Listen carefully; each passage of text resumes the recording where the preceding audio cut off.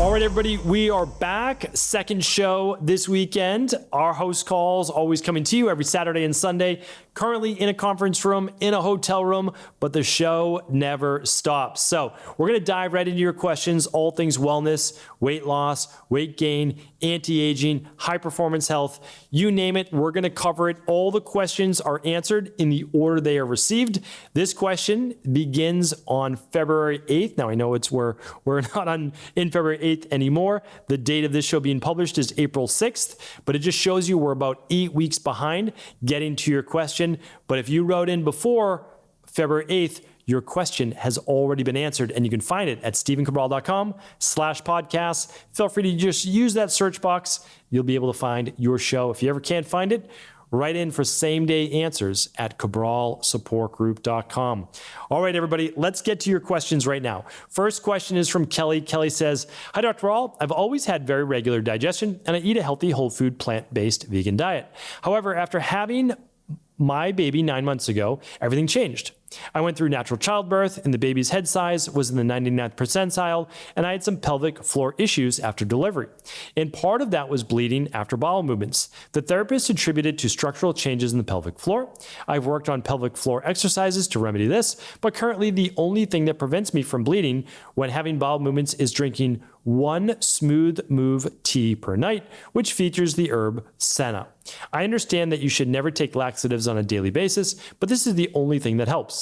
Is senna okay?" So let me just help kind of walk through this. So one is I would say no, senna is not ideal on a daily basis, but I can't provide you with any medical advice, medical treatment plans, medical cures, or medical diagnosis in any way. What sounds like may be happening though is that you may, and this happens to many women, not just you, many women, is they can develop hemorrhoids after giving childbirth. You wouldn't be the only one. And the hemorrhoids don't necessarily need to be obvious, but basically they are inflamed varicose veins just inside of the anus. Some people now, they grow larger, there's no doubt about that, and then they're more visible or more painful. But for many people, they're just there inside, essentially under the surface. And by you taking senna tea, you create a softer bowel movement, which means there's less pressure on those veins, which means then there's no bleeding. I would actually be looking into potentially hemorrhoids, looking at my podcast on how to help with hemorrhoids at stephencabral.com/podcast. And instead, I would most likely be using something that you can use on a daily basis until you get to the underlying root cause, which would be 1, omega-3s for inflammation. Number 2, calming magnesium before bed in warm water. And then upon waking, alkalizing vitamin C. Those things will help you with healthy levels of inflammation, the omega-3, and a gentler bowel movement, calming magnesium and alkalizing vitamin C. So the other thing that you could use on a daily basis would be something like psyllium husk. And that would be great to add to your smoothies every morning as well with your daily nutritional support. All right.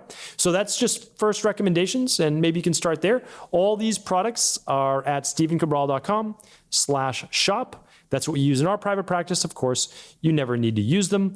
From Equalife, you can always use the company that you feel is most appropriate for you. All right. Kenzie's up next. "I saw you recommend fecal immunotherapy test. If you sometimes have blood from hemorrhoids, would that show in test or affect results? Thank you." Is this the same person? No. Kelly and Kenzie. Well, there we go. Now we're talking. So again, I don't do any prep work for the Q&A. I'd like it to be raw conversation, as if you approach me at our Reimagine Health Summit that we do every single year, and you're like, "Hey, I've got this question." I'm like, "Oh, happy to help. Here's my off the cuff answer." And just based on, again, 25 years and well over 250,000 people in our practice. So yes, Kenzie, if you have hemorrhoids, it can actually affect the results on a fecal immunotherapy test. So just know that. If you get a positive, it could potentially be a false positive. And so just wanted to let you know that that is possible. Okay, Anonymous is up next. "Hi, Dr. C. I'm tracking my cycle with Aura. My follicular phase is usually between 17 to 21 days long. My luteal phase is around 10 days. What does that mean? My periods are not strong, but they start with spotting a few days before the actual very painful first day of my period. The cramps and pain come in every 3 or 4 intervals that last every 2 hours, usually on that first day, but lately even on the second day once or twice. The pain is excruciating and unbearable, but I don't take any pharmaceuticals. I use supplements, not sure about their bioavailability. I have fibromyalgia. I see with Aura that I get a lot of REM, but not 90 minutes of deep sleep, usually 1 hour or 75 minutes, rarely 85. My stress levels are also very high throughout the day. Testing is not an option. Please help. Okay. So typically I would recommend the stress, mood, and metabolism test done on days, for you, 21 of your cycle, essentially. That's what I'd be looking at. So that's 100% what I'd recommend, but I understand if you can't do it. The second part is that, well, it's interesting because if it's true, then that means you're ovulating days 17, 18, 19, 20, or 21, which is typically later in a female cycle. We'll just take like an average cycle of 28 days. You're looking at about, 12 days to 13 days or so of the follicular phase, a couple days for ovulation, then moving into the luteal phase. Or if you want, just split it in half, 14 and 14. So this is important to look at this. But usually what we're seeing is an imbalance in estrogen and progesterone in that luteal-based phase. But for you, it very well could be, and it looks like, a stronger estrogen-based dominance. So I hate to recommend certain herbal-based supplements based on what might be going on, but if we're not going to test, I always like to help people. And so I personally would do at least the daily nutritional support, the omega-3s, the estrogen balance, and the progesterone support. Progesterone support could be used at day 14 through the end of your cycle, or it could be used all month if you found appropriate. And the estrogen balance would be used all cycle. All right. So hopefully it's at least a place to get started. Lab testing or supplementation. Okay. And you can also try seed cycling as well. Anonymous is up next. Hi, I started taking Parasite protocol last month, and 2 weeks later, I began seeing white specks that look like sesame seeds and black, flat, hard shells the size of a small bean in my stool. I have been seeing so many since then, and a lot of mucus in the stool. I'm wondering if you have any insight on what kinds of parasites or eggs these would be. If these are eggs and not fully grown parasites, what would that mean? I got the parasite infection recently. I recently haven't seen any grown worms yet. Also, what can I do to never get parasites again? It's so traumatic. All right, so let's start from the back. So to not get parasites, one is you have to be careful eating raw fish or raw foods, and sometimes, believe it or not, things at salad bars that haven't been properly washed. Okay, so that's one. But even if you eat those things, if you have strong stomach acid, then you're most likely to kill those things on the way in. All right, so that's 2. The third one is we recommend a para support protocol once every year.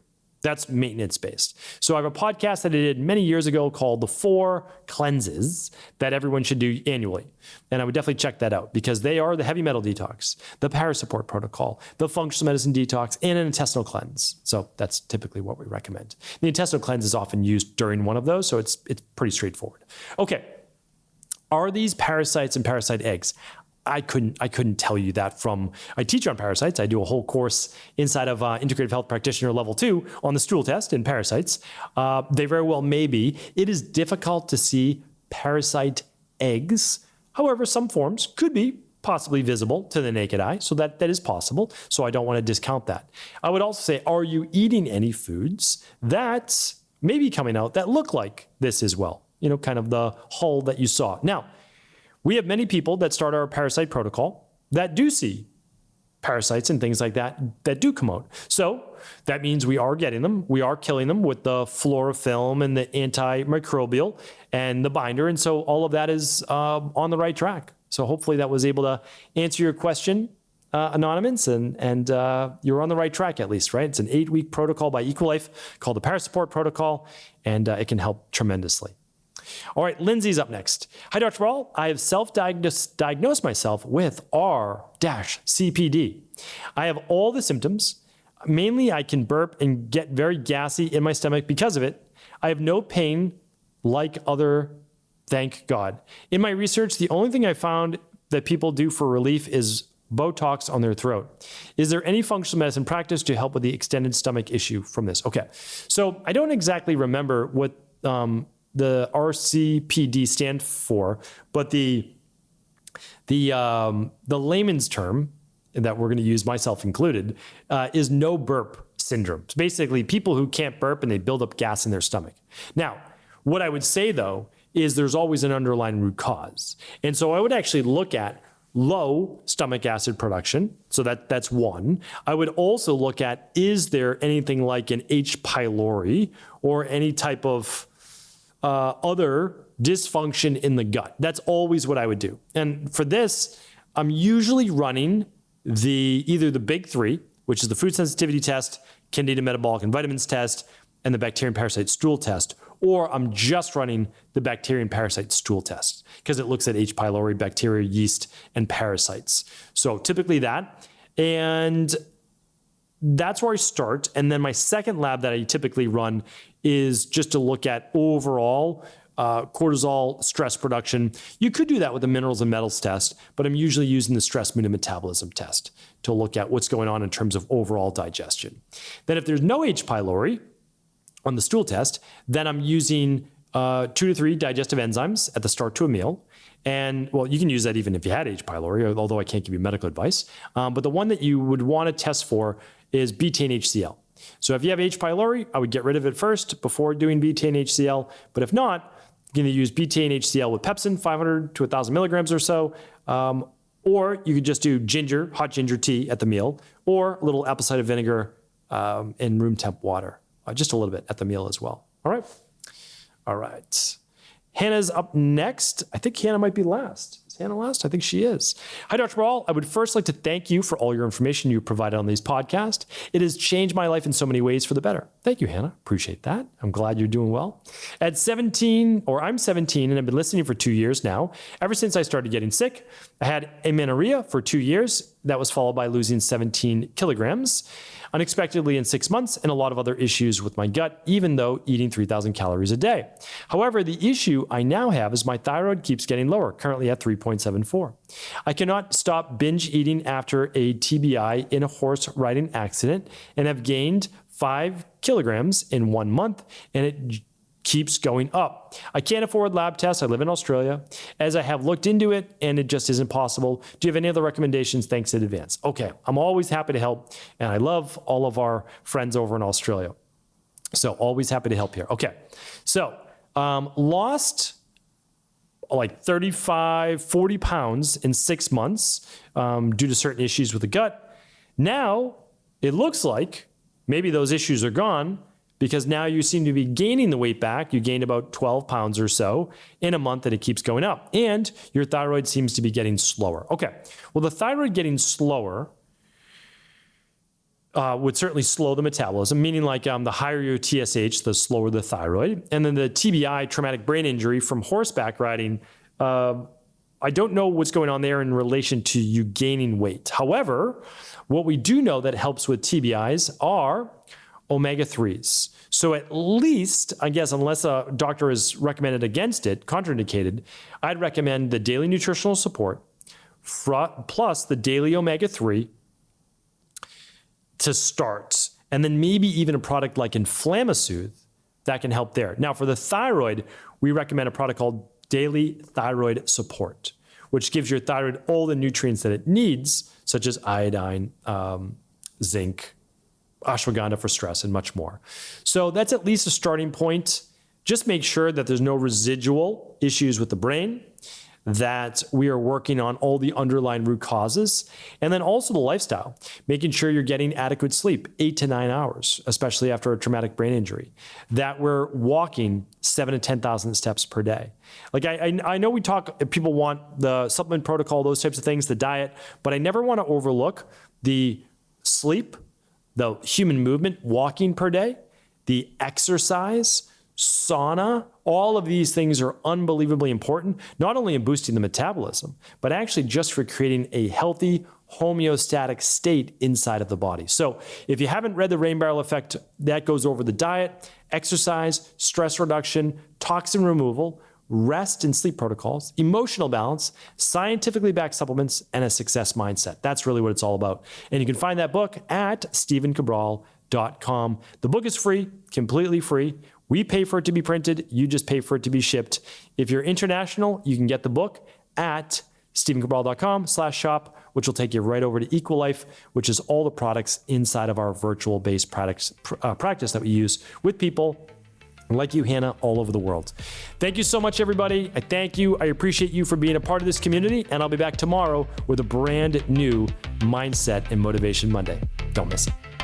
Thanks so much for tuning into today's show. Before you go, don't forget to hit that subscribe button. I want to make sure that you're getting our daily content, not missing out on anything functional medicine, wellness, weight gain, weight loss, anti-aging, living longer, stronger, and all of the most cutting-edge research. And if there's any topics you want to hear, feel free to leave them in the comments below. Take care.